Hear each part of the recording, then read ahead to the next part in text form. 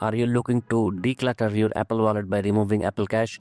You're in the right place. In this quick tutorial, I'll guide you through the steps to remove Apple Cash from your wallet in just a couple of minutes. Let's dive in.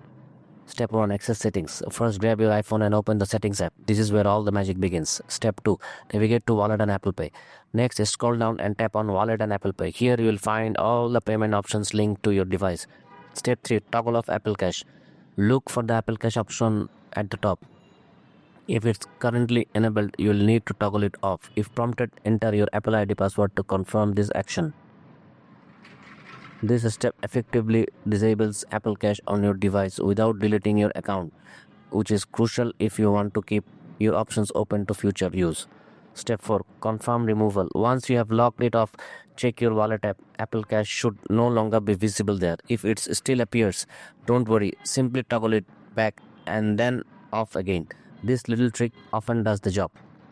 And there you have it. By following these simple steps, you can easily remove Apple Cash from your wallet and enjoy more streamlined experience. If you found this tutorial helpful, don't forget to like and subscribe for more tech tips.